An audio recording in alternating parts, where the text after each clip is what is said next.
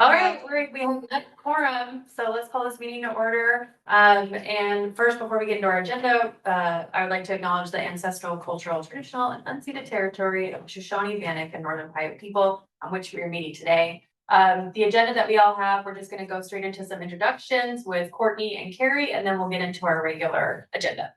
That's everybody.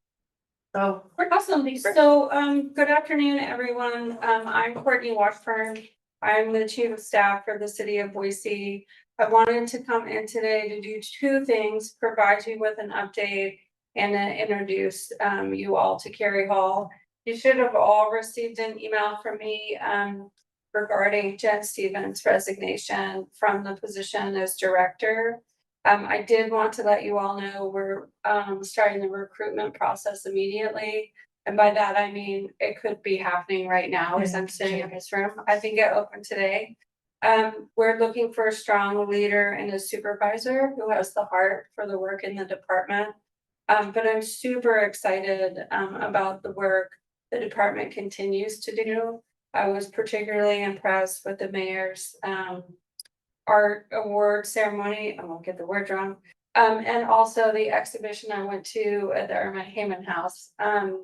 So I want to assure you that the great, fine, community-based work Arts and History is doing is beyond, I think, fantastic. And I think we're going to keep the director position open through October and perhaps a little longer.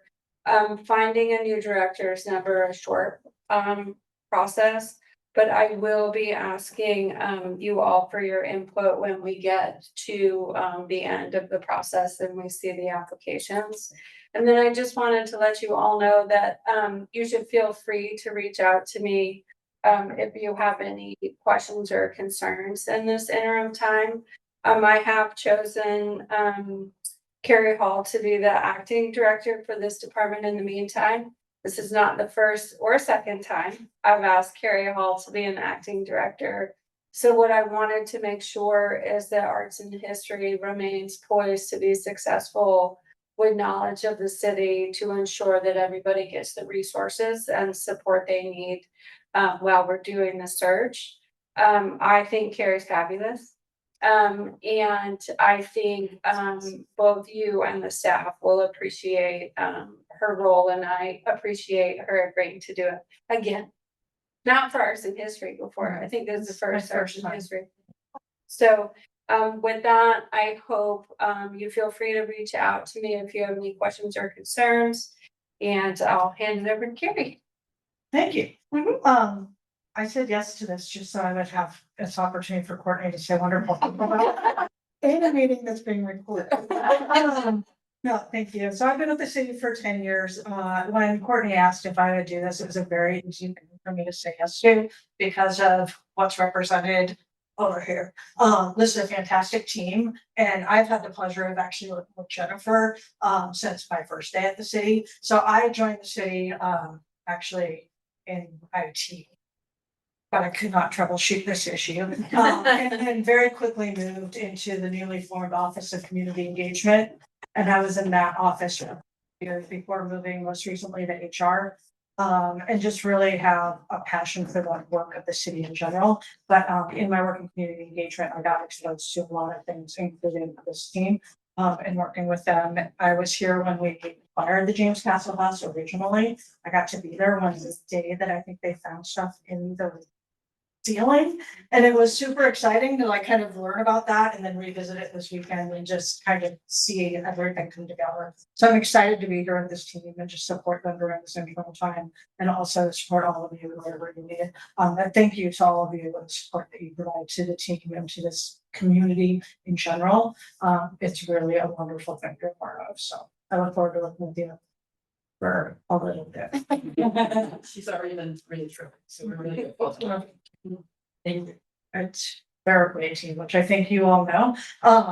It's really fun to kind of see a different side of the city. A lot of my work has been much more internal, so it's really fun to kind of be in this different seat. I've told my family we now have our social calendars are booked. That's the events that are. I'm like, okay, got something easily every week for a while. So it's really exciting. Thank you. And same thing that Courtney said, if you have any questions or anything, I'm also here to answer. Whatever I need.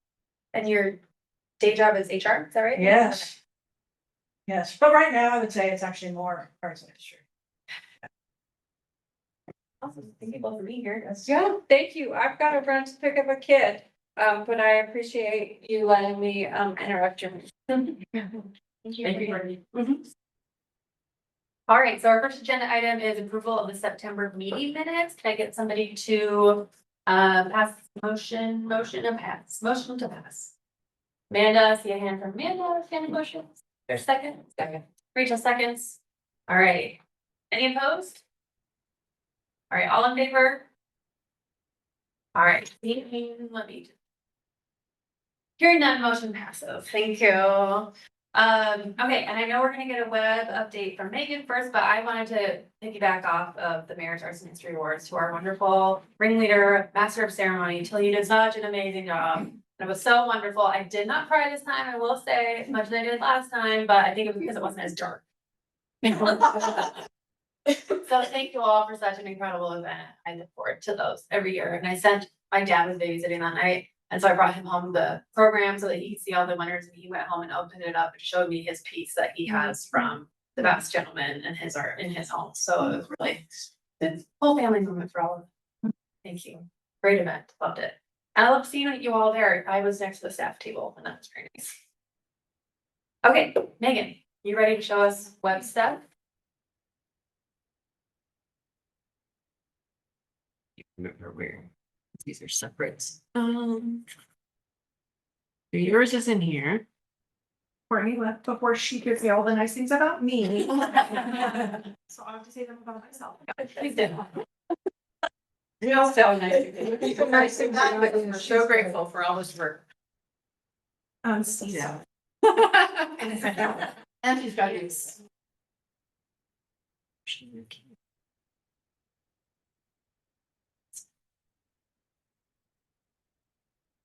Everybody online see the presentation, okay? Cause I can't see your faces anymore. Can everyone online see the presentation? Yes. We can't it see looks you, good. so we can see. Awesome, see thank it. you. Thank you. I'm Megan Fox. I am our web strategy manager here in the Office of Community Engagement.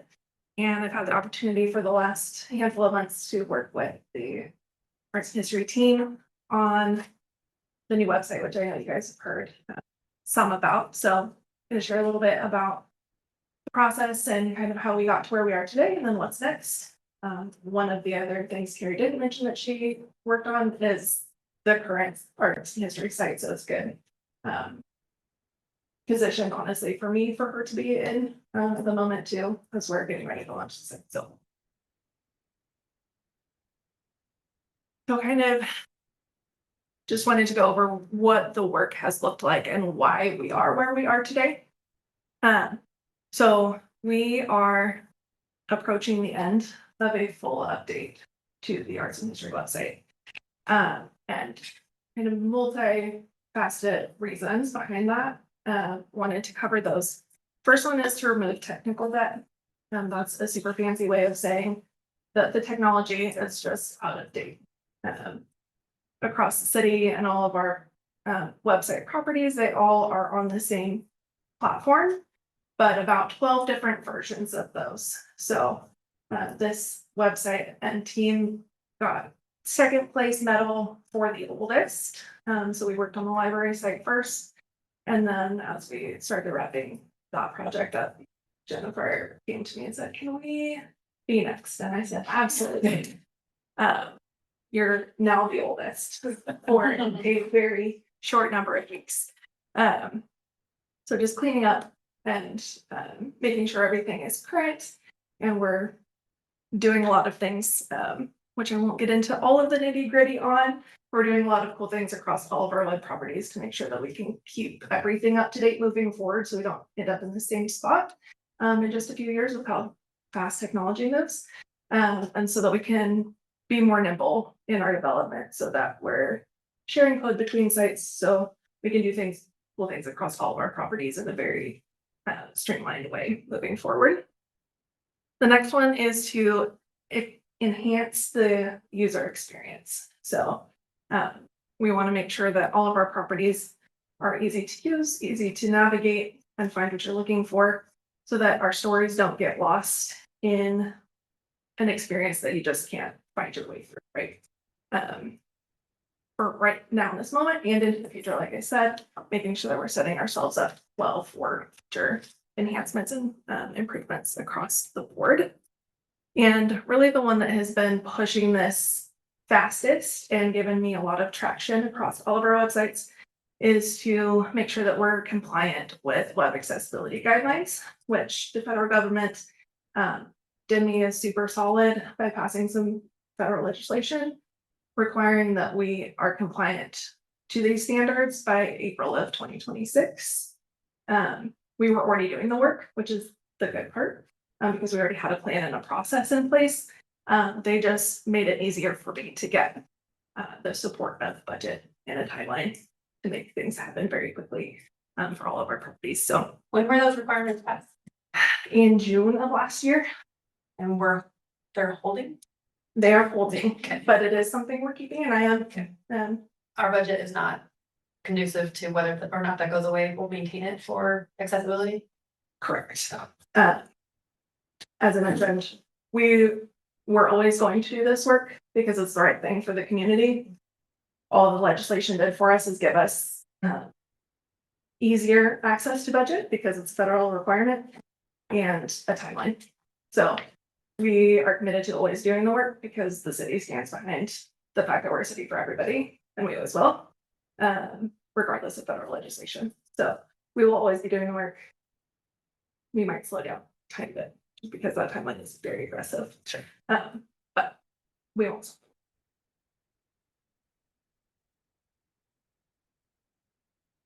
So, like I mentioned, we have a pretty solid process for how this looks, so I'm just kind of share what that looks like with you guys. There's 4 main areas we touch and go through with it named as part of this process. And for every site.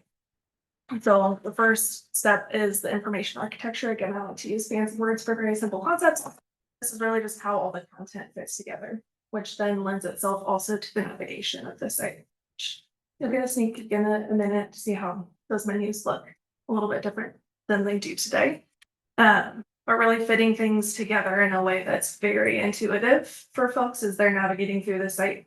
So you can know very quickly, if I click on something, I know what to expect to get.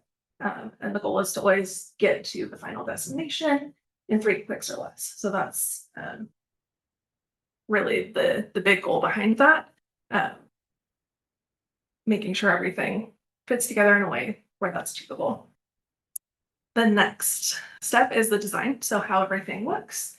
We want to make sure that all of our digital properties feel very much like our physical interactions and just pure vibes, right? So we want to make sure that you land on the site and you know that you are with the City Department of Arts and History. Make sure that that matches and is very consistent across all of our print communications as well. So just making sure everything is consistent and coherent as well.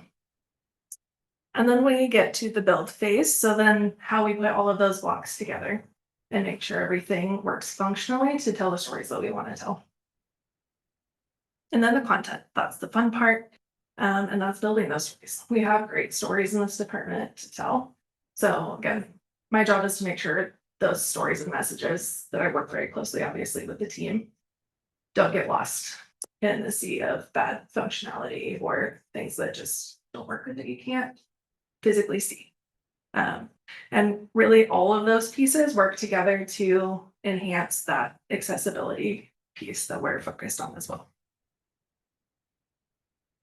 Now the fun part, always love a visual. So on the left-hand side, you'll see the current site as it is today, with all of the menu items across the top here. I don't know how much time you spent on this site. Individually, each of these expand to a little bit more of a menu, and then all of the content within the homepage are additional links, and then you have some at the bottom as well.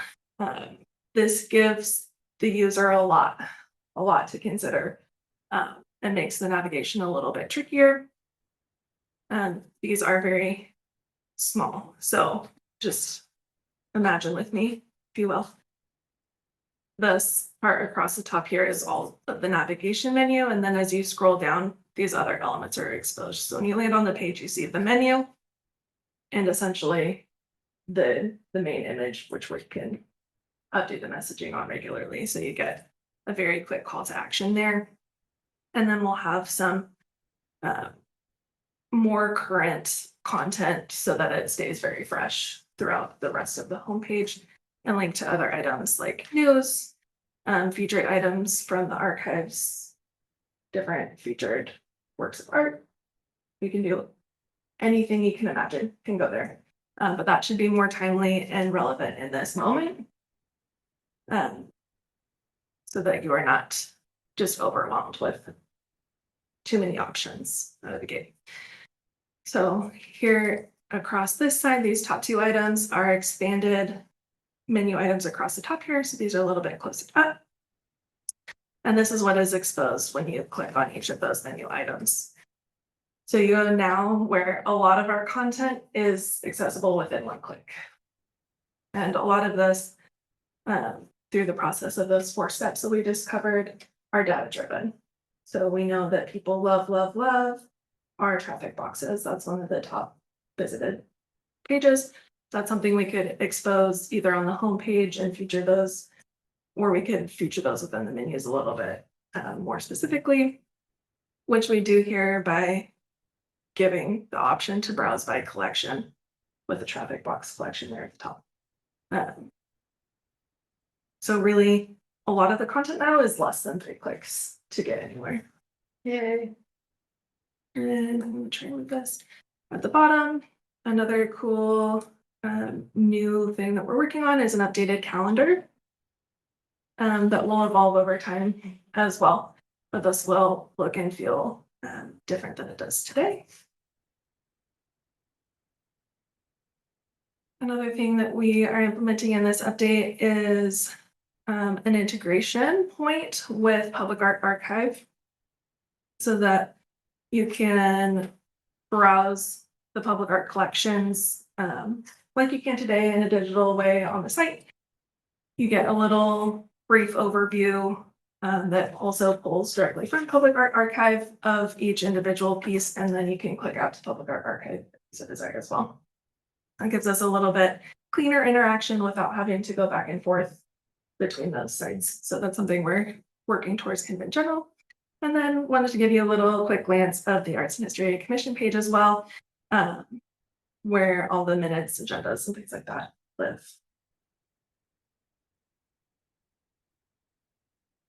So as I mentioned, we're rapidly approaching the finish line for this project, which is very exciting. We are in the process this week of finishing our final content reviews of the team, making sure everything is set there. Meanwhile, we have a couple weeks of just fine tuning some of the development pieces, just to make sure, again, everything is ready to go. Around mid-October, when that final development is complete, is when we will start our communications with the public and set that go live date. The really exciting thing for you guys is that we also want to invite you to have a hands-on demonstration open house if you are interested. If you are, please contact Jillian so we can follow up and set a specific date that works with you guys. This is really the best way for you to get your hands on it in advance, because you do have to be physically here to be able to access it. But we want to give you some time to look at it and provide feedback as well. And then go live a little bit to be determined based on just getting the other bullet points knocked out. But we're looking at probably late October, November. Awesome. That is all I have for you. Do you guys have any questions?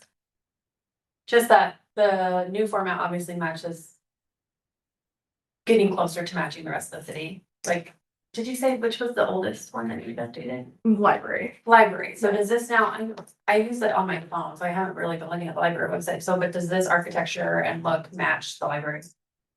So what we're working towards is making sure that all of the properties are familiar. So I want everybody, all of them to be a family. Okay.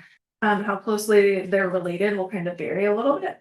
So some will be cousins, some might be siblings, but if you land on a City of Boise site, you should know that you're on a City of Boise site just by the overall feel. Okay. Obviously, they'll all be branded with the unique things that make arts and history, make the library. So they're all a little bit different, but in terms of feel, they are very closely related. Is the hands-on open house useful? For sure. Okay. Yeah. Something that happens, the more you're involved with something, the closer you are to it, you become blind to the things that you're seeing constantly. So I might look at a page every day and there's a glaring spelling mistake that I just don't see because I've looked at it just too many times at this point. But I also, you guys are very passionate about this topic, obviously. So it's great for me to hear feedback from you before we go live, and get also another real community perspective before it is launched to the broader public. Can you talk a little bit about the calendar and that rollout? Just so I can make some notes. Since this is recorded, I don't want to get myself in too much trouble committing We to can talk about it later. later. We're on the same page and let's visit. Yeah, Let's be good. happy to have that conversation. Thanks. Any questions from online?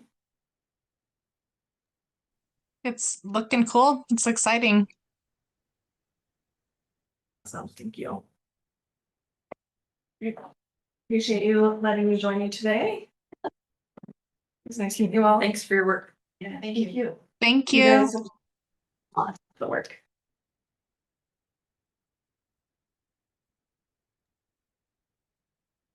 Maybe Sorry. while we have a second.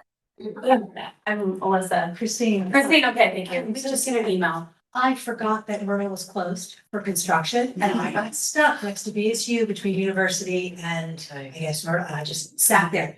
I can't drive anywhere right now. Because I just forgot, you know, anyways, I'm terrible. I apologize. No, thank you.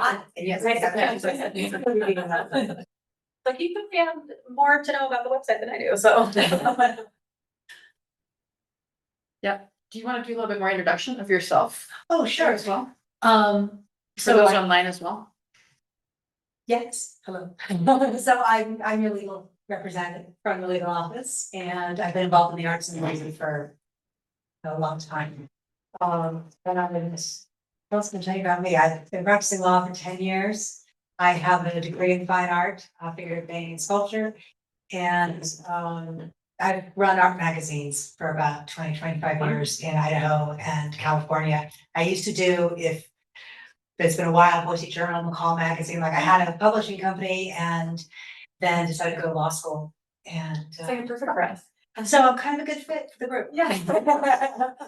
I love being here and yeah, really excited. Great. Well, happy to support you however I can. Thank Yeah, you. it's been great to have her as our legal representation because she's such a great advocate for us as well. Absolutely.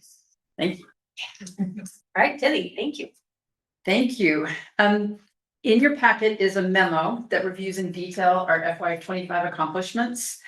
For some of you were present at the Mayor's Arts Awards, which I presented some of the information I'm gonna share with you tonight. For any of you who were not there, I'm adding to that a little bit to give you a fuller perception of what our work has been this last year.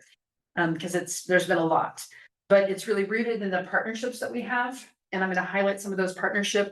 It's really focused in community engagement, and then it's executed through the projects and the programs that we do. So I'm going to run through these at breakneck speeds. Oh, this is not the. Is this not it? Okay, I'm just going to run with what we have. Do you want to try to find the other one? This is the one that she shared with me. Yeah, that was all got changed. Okay, I'm just gonna run with what we have. So first I'm going to just share some of the back of the house accomplishments. Because this is some of the work that we don't really see necessarily. We worked really closely with Drake Cooper to develop brands. So that's the swag that you see, this past, present possibilities is a campaign that we've developed. So you'll be seeing more of that in the coming year. We worked really closely with the youth roadmap and started to identify how we might work with Jamie Halliburton, our council member, to focus on youth initiatives. We implemented a new software for our grant program called Amplifund, which was a big lift behind the scenes. Jillian helped lead us in an office renovation that was behind the scenes. We rewrote division strategic plans. And then we hired and onboarded for 9 positions, which is 40% of our team in the last year. So we've been kind of getting around that. Our Danielle wrote a city records manual. We digitized high impact collections in our archive. We managed 23 different history requests. We migrated our whole public art archive into public art, our collection into public art archive, which is part of what the reboot is. And then we worked really closely with the PDS to update a mural process. So a lot of this is just behind the scenes work, but it's really key to what we do. As you know and have heard, we've worked on the listening surveys and did the survey. We worked closely with the consolidation of our Boise City records. This was a big list, and the archives came together. Danielle led that. We started taking in some additional records. We accessions the Opera Idaho's records. We developed a City Steps public art tour and implemented that, focusing on public art and history. Our own Caitlin Hocklander developed a series of books called Fighting Bob and rolled that out to really focus on a youth component and history. We provided $150,000 in grants to 41 different organizations. So a few of them are featured here. We just announced the grants for 2026. So that really reaches a lot of our community groups. We just completed Story Night as our cultural ambassador.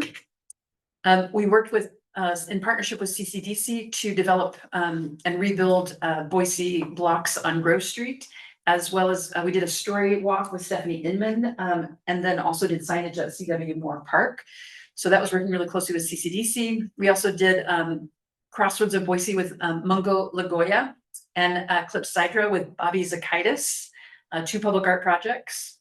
Linen Blocks, partnering with Vanjie Osborne. Tomorrow, I'm representing the team and accepting an award from the APA, the Planning Association, and then we're presenting in a panel with CCDC and Vanjie and the landscape designer as well on Friday. Is that just for the linen blocks or all of Grove Street? It is for the Neon Grove specifically, for this specific project. Thank you for putting it so close. I really like having this. We opened Kaisha Corner. Our public art team worked really closely on this project, which was also in partnership with our Parks Department. With our Parks Department, with our Boise State University, we also worked on Reclaimed Magistry and One Man's Trash. These are temporary projects that are on art ports that'll be changed out every 2 years. So that's in partnership with Boise State University. We're excited about that. We highlighted the Writer in Residence program with Suzanne Bruns and Alan Heathcock. We just completed their term, and then we just announced 2 more artists. We worked with Parks Department on the Boise Centennial, doing both an exhibition focusing on the history of the depot, but also an artwork that was a first for us, which is projecting on a building. It's the first time it's happened in Boise, with Annika Kalick and Will Miller. That was a big success. We hope to do that again. With the Parks Department and the public art team, they created a passage by James Peterson in Redwood Park. Confluence with Andy Kelly at Warm Springs Park. This is actually on the Greenbelt, right by the new Warm Springs Golf Course Center. We continued our projects that are kind of our staples. So Traffic Box, we actually re-wrapped 16 boxes that are in downtown Boise that were the oldest boxes. So we're doing a refresh on those and giving new artists a chance to come forward. And there are new boxes. correct? There are a couple new boxes. Mhm. The Linen District which is in partnership with the CCDC and the owners of the Linen Block that give us permission to do art on the fence, the walk home from Elizabeth Hilton. We rotated these two murals with the library. So this is a partnership with Library and Irma Hayman House. Public art maintenance, I wanted to highlight as well, because this is something that often happens behind the scenes that we don't get to see, we're not that aware of. So on the left is General Breeze, and Alagio worked with contractors to totally resurface the ground, taking out all the grass and putting in turf to make it more sustainable for traffic.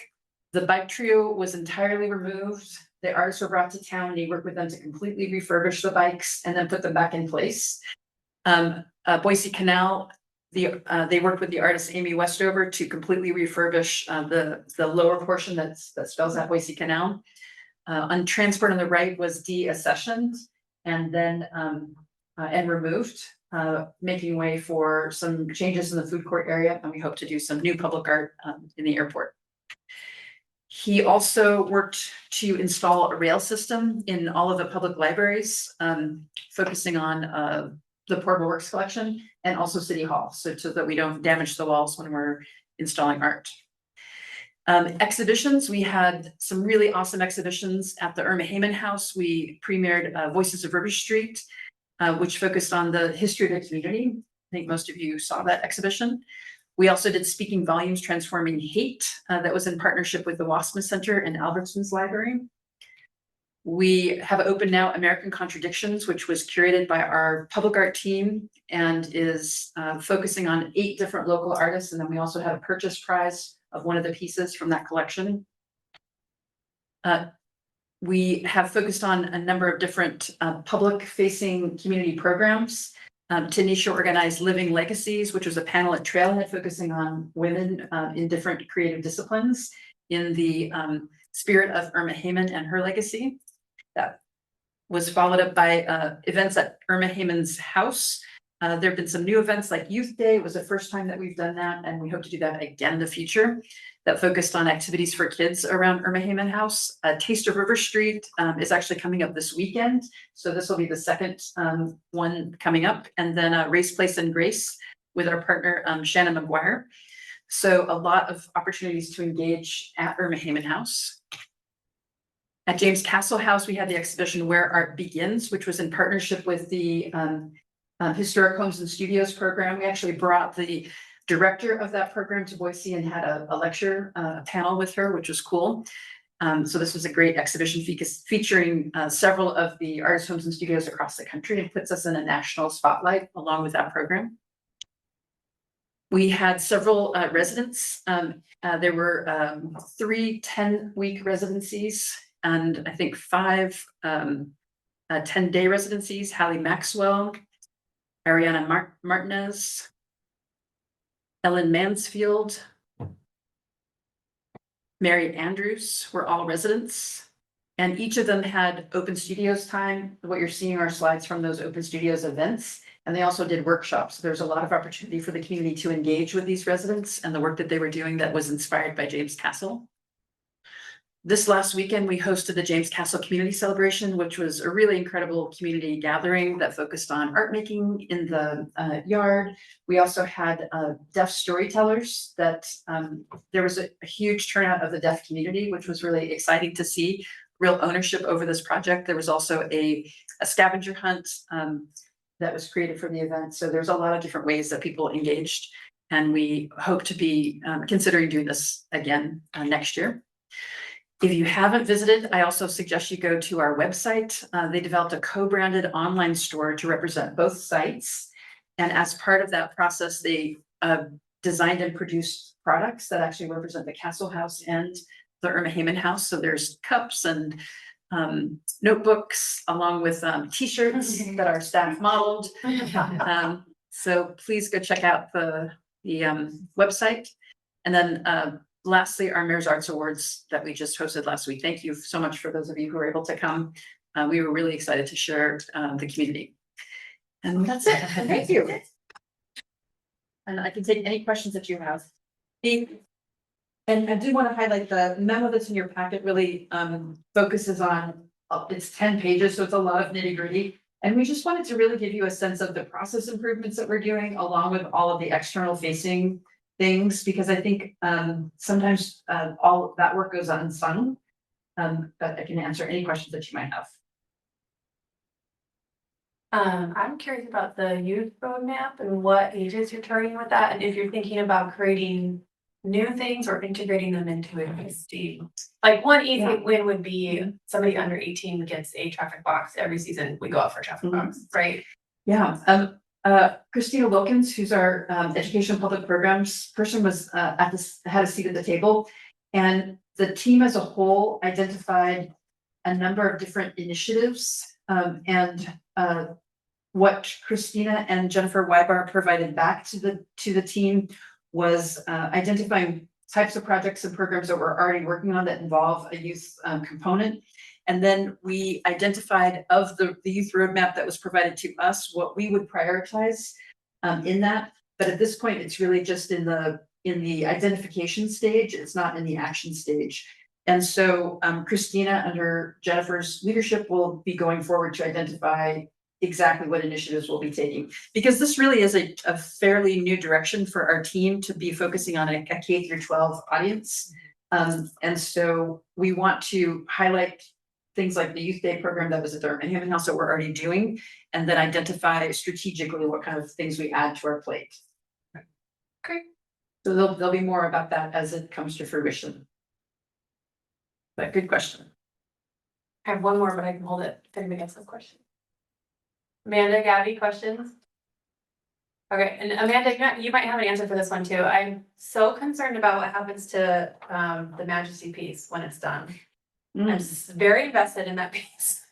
Just because I think what are we gonna do with that? I love that project with the students at Boise State, right? Who could be any age really, but what's the future of that, like the art court program, that relationship with Boise State, and very specifically, where are we gonna put that piece? I love the art court idea, and I also hate it because I want that to stay there where it is.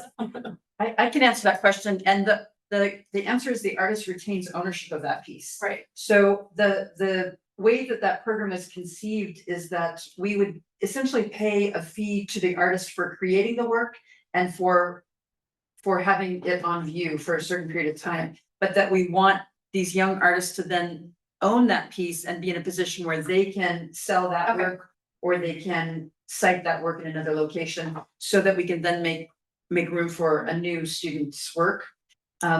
So that's what will happen to that piece. Maybe you can buy it. Maybe I can buy it.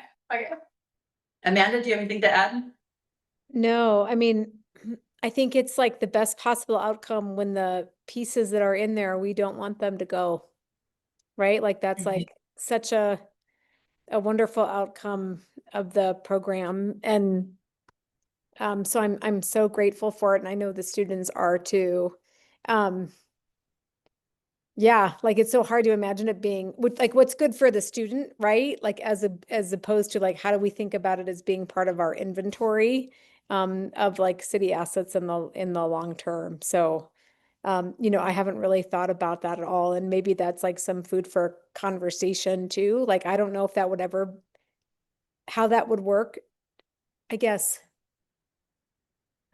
How to make it part of a permanent collection in some kind of way, because we normally don't do that with sculptures. Am I right?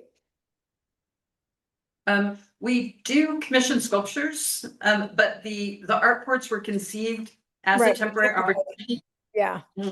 Yeah, and we don't necessarily have a space at this moment. I think with the merging of archives and Overland facility, it does create a little more opportunity, but we definitely are capped out in size for storage for bigger pieces, which has always been a bit of a limitation. And so adding in, I think, a 3D sculptures into it, we just don't necessarily have the capacity at this moment, I would say, but not that it's not necessarily something we could consider in the future.